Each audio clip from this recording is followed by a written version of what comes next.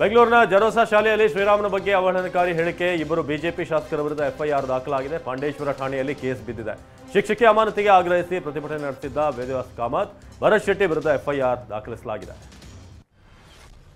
31 ವರ್ಷಗಳ ನಂತರ ಕೊಲೆ ಪ್ರಕರಣದ ಆರೋಪಿಯನ್ನ ಅರೆಸ್ಟ್ ಮಾಡಲಾಗಿದೆ. ಬೆಂಗಳೂರಿನ ಹೆಬ್ಬಾಳ ಠಾಣೆ ಪೊಲೀಸರು ಆರೋಪಿ ಸುಬ್ರಹ್ಮಣ್ಯನ್ನ ಬಂಧಿಸಿದ್ದಾರೆ. ಪತ್ನಿ ಕೊಲೆ ಕೇಸ್ನಲ್ಲಿ ಜಾಮೀನು ಪಡೆದು ಕೇರಳಕ್ಕೆ ಪರಾರಿಯಾಗಿದ್ದ, ಕೋರ್ಟ್ಗೆ ಹಾಜರಾಗದೆ ತಲೆಮರೆಸಿಕೊಂಡಿದ್ದ.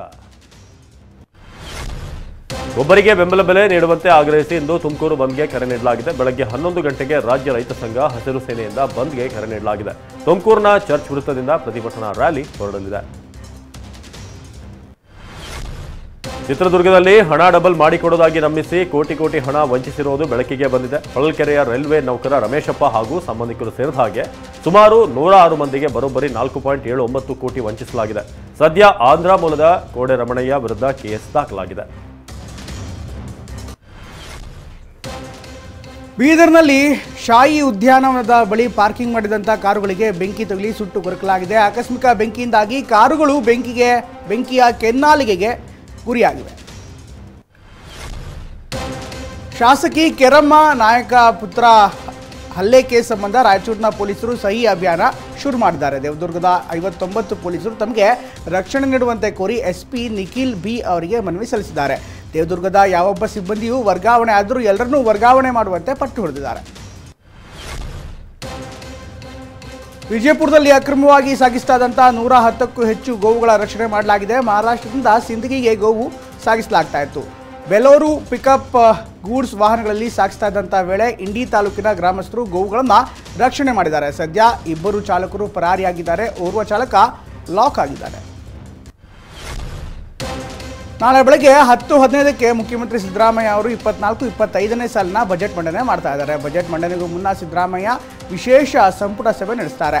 ಸಿಎಂ ಸಿದ್ದರಾಮಯ್ಯ ಮಂಡಿಸ್ತಾ ಇರುವಂತಹ 15ನೇ ಬಜೆಟ್ ಇದಾಗಿದೆ. ಕರ್ನಾಟಕದ ಮಟ್ಟಿಗೆ ಇದೊಂದು ಹೊಸ ದಾಖಲೆಯಾಗಿದೆ.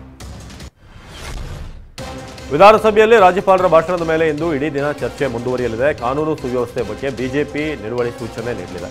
ಇನ್ನು ರಾಜ್ಯಪಾಲರ ಭಾಷಣದ ಮೇಲಿನ ಚರ್ಚೆ ಸರ್ಕಾರ ಉತ್ತರ ಕೊಡುತ್ತೆ. ಅದಕ್ಕೆ ಬರಗಾಲ ಮತ್ತು ಗುತ್ತಿಗೆದಾರರ ಸಂಘದ ಅಧ್ಯಕ್ಷ ಕೆಂಪಣ್ಣ ಸರ್ಕಾರದ ಮೇಲೆ ಮಾಡಿರುವಂತಹ 40% ಕಮಿಷನ್ ಆರೋಪದ ಬಗ್ಗೆ ಬಿಜೆಪಿ ನಿಲುವಳಿ ನೋಟಿಸ್ ಕೊಡುವ ಸಾಧ್ಯತೆ ಇದೆ. ನನ್ನ ತೆರಿಗೆ ನನ್ನ ಹಕ್ಕು ಅಭಿಯಾನ ಕುರಿತು ಸಾರ್ವಜನಿಕರ ಪ್ರಶ್ನೆಗಳಿಗೆ ಸಿಎಂ ಸಿದ್ದರಾಮಯ್ಯ ಅಂಕಿಅಂಶಗಳ ಸಮೇತ ಉತ್ತರ ನೀಡಿದ್ದಾರೆ. ಮೋದಿ ಸರ್ಕಾರ ಕಾರ್ಪೊರೇಟ್ ಕಂಪನಿಗಳ ಮೇಲಿನ ತೆರಿಗೆ ಪ್ರಮಾಣ ಶೇಕಡ 22.5ಕ್ಕೆ ಇಳಿಸಿದೆ. ಆದರೆ ಜನಸಾಮಾನ್ಯರ ಮೇಲೆ ತೆರಿಗೆ ಪ್ರಮಾಣ ಹೆಚ್ಚಳ ಮಾಡಿದೆ. ನಮ್ಮ ಸಂಸದರು ದೆಹಲಿಯಲ್ಲಿ ಈ ಅನ್ಯಾಯವನ್ನು ಪ್ರಶ್ನೆ ಮಾಡೋದೇ ಇಲ್ಲ ಅಂತ ಕುಟುಕಿದರು. ಕೇಂದ್ರ ಹಣಕಾಸು ಇಲಾಖೆ ಸಚಿವೆ ನಿರ್ಮಲಾ ಸೀತಾರಾಮನ್ ರಾಜ್ಯಕ್ಕೆ ದೊಡ್ಡ ಅನ್ಯಾಯ ಮಾಡಿಬಿಟ್ರು ಅಂತ ಸಿಎಂ ಸಿದ್ದರಾಮಯ್ಯ ಎಕ್ಸ್ನಲ್ಲಿ ಹೇಳಿದ್ದಾರೆ. ನಾವು ರಾಜ್ಯಗಳ ಪಾಲು ಕೇಳಬೇಕು ಎಂದು ತೀರ್ಮಾನ ಮಾಡಿದ್ದೇವೆ. ಇದಕ್ಕಾಗಿ ಸಂವಿಧಾನಕ್ಕೆ ತಿದ್ದುಪಡಿ ತನ್ನಿ ಅಂತ ನಾನು ಒತ್ತಾಯಿಸ್ತೇನೆ. ಇದಕ್ಕೆ ನನ್ನ ತೆರಿಗೆ ನನ್ನ ಹಕ್ಕು ಎಂದು ಹೇಳೋದು ಅಂತ ಸಿಎಂ ಎಕ್ಸ್ನಲ್ಲಿ ಸ್ಪಷ್ಟನೆ ನೀಡಿದ್ದಾರೆ. ರಾಜ್ಯಸಭಾ ಚುನಾವಣೆಗೆ ನಾಮಪತ್ರ ಸಲ್ಲಿಸಲು ಇಂದು ಕೊನೆಯ ದಿನವಾಗಿದೆ. ರಾಜ್ಯಸಭಾ ಚುನಾವಣೆಗೆ 3 ಕಾಂಗ್ರೆಸ್ ಅಭ್ಯರ್ಥಿಗಳಾದ ಅಜಯ್ ಮಕೇನ್, ಜಿಸಿ ಚಂದ್ರಶೇಖರ್, ನಾಜೀರ್ ಹುಸೇನ್ ವಿಧಾನಸೌಧದಲ್ಲಿ ನಾಮಪತ್ರ ಸಲ್ಲಿಸಲಿದ್ದಾರೆ. ಅತ್ತ ಬಿಜೆಪಿಯಿಂದ ನಾರಾಯಣ್ ಸಾ ಬಾಂಡ್ಗೆ ನಾಮಪತ್ರ ಸಲ್ಲಿಸಲಿದ್ದಾರೆ. ಬೇಡಿಕೆಗಳು ಈಡೇರುವ ತನಕ ಯಾವುದೇ ಕಾರಣಕ್ಕೂ ಹಿಂದೆ ಸರಿಯುವ ಮಾತೇ ಇಲ್ಲ ಎಂದು ರೈತರು ಎಚ್ಚರಿಕೆ ನೀಡಿದ್ದಾರೆ. ಈ ಮಧ್ಯೆ ಇಂದು ರೈತ ಮುಖಂಡರೊಂದಿಗೆ ಚಂಡೀಗಢದಲ್ಲಿ ಕೇಂದ್ರ ಸರ್ಕಾರ 3ನೇ ಸುತ್ತಿನ ಮಾತುಕತೆ ನಡೆಸ್ತಾ ಇದೆ. ಇಂದು ಸಂಜೆ 5 ಗಂಟೆಗೆ ಕೇಂದ್ರ ಕೃಷಿ ಸಚಿವ ಅರ್ಜುನ್ ಮುಂಡಾ, ಆಹಾರ ಸಚಿವ ಪಿಯೂಷ್ ಗೋಯಲ್ ಮತ್ತು ಗೃಹ ಖಾತೆ ರಾಜ್ಯ ಸಚಿವ ನಿತ್ಯಾನಂದ ರಾಯ್ ಅವರು ರೈತ ಪ್ರತಿನಿಧಿಗಳೊಂದಿಗೆ ಸಭೆಯನ್ನು ನಡೆಸ್ತಾರೆ. 2021ರಲ್ಲಿ ಪ್ರತಿಭಟನೆ ವೇಳೆ ರೈತರು ಟ್ರ್ಯಾಕ್ಟರ್ಗಳ ಸಮೇತ ಸಲೀಸಾಗಿ ದೆಹಲಿಗೆ ನುಗ್ಗಿಬಿಟ್ಟಿದ್ರು. ದೆಹಲಿಯ ಸಿಂಗು ಬಾರ್ಡರ್ ಯುದ್ಧ ಭೂಮಿಯಾಗಿ ಮಾರ್ಪಟ್ಟಿತ್ತು. ಆದರೆ ಈಗ ಪರಿಸ್ಥಿತಿ ಕಠಿಣವಾದಂತೆ ತೋರ್ತಾ ಇದೆ. ಹರಿಯಾಣ ಗಡಿ ದಾಟಿ ಬರುವುದೇ ಈಗ ದೊಡ್ಡ ಸವಾಲಾಗಿದೆ. ಒಂದು ವೇಳೆ ರೈತರು ಹರಿಯಾಣ ಗಡಿ ದಾಟಿ ಬಂದರೂ ದೆಹಲಿ ಗಡಿ ಪ್ರವೇಶಿಸದಂತೆ ತಡೆಯಲು ಪೊಲೀಸರು ಎಲ್ಲ ದಿಕ್ಕುಗಳಲ್ಲೂ ನಾಕಾಬಂದಿಯನ್ನು ಹಾಕಿದ್ದಾರೆ. ಪೊಲೀಸರ ಭದ್ರಕೋಟೆ ಭೇದಿಸಲು ರೈತರ ತಂತ್ರ ಅನುಸರಿಸ್ತಾ ಇದ್ದಾರೆ. ಇನ್ಫ್ಯಾಕ್ಟ್ ಗಾಳಿಪಟಗಳನ್ನು ಬಿಟ್ಟು ಡ್ರೋನ್ಗಳನ್ನು ಕೆಡವ್ತಾ ಇದ್ದಾರೆ. ಬ್ಯಾರಿಕೇಡ್ಗಳನ್ನು ಭೇದಿಸಲು ಟ್ರ್ಯಾಕ್ಟರ್ಗಳು, ಹೈಡ್ರಾಲಿಕ್ ಟೂಲ್ಸ್ಗಳನ್ನು ಅಳವಡಿಸಿದ್ದಾರೆ. ಅಗ್ನಿ ನಿರೋಧಕ ಉಪಕರಣಗಳನ್ನು ಕೂಡ ಬಳಸ್ತಾ ಇದ್ದಾರೆ. ಸಾರ್ವತ್ರಿಕ ವಿಧಾನಸಭೆ ಚುನಾವಣೆ ಸಮೀಪಿಸ್ತಾ ಇದ್ದಂತೆ ಅಸ್ಸಾಂನಲ್ಲಿ ಕಾಂಗ್ರೆಸ್ನ 2 ಹಾಲಿ ಶಾಸಕರು ಬಿಜೆಪಿ ಸರ್ಕಾರಕ್ಕೆ ನೇರವಾಗಿ ಬೆಂಬಲ ಘೋಷಿಸಿದ್ದಾರೆ.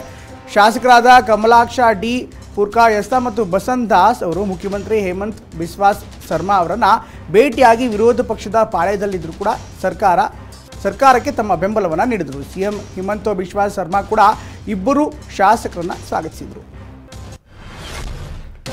ಅಸ್ಸಾಂನ ಮೊರಿಗಾಂವ್ನಲ್ಲಿರುವಂತಹ ಜೂಟ್ ಕಾರ್ಪೊರೇಷನ್ ಆಫ್ ಇಂಡಿಯಾ ಗೋದಾಮಿನಲ್ಲಿ ಅಗ್ನಿ ಅವಘಡ ಸಂಭವಿಸಿದೆ. ಬೆಂಕಿ ಕೆನಾಲ್ಗೆಯಲ್ಲಿ ಸಂಗ್ರಹಿಸಿಟ್ಟಿದ್ದ ಸೆಣಬು ದಗಿದಗಿಸಿದೆ. ಇದರಿಂದ ಕೋಟ್ಯಾಂತರ ರೂಪಾಯಿ ನಷ್ಟವಾಗಿದೆ.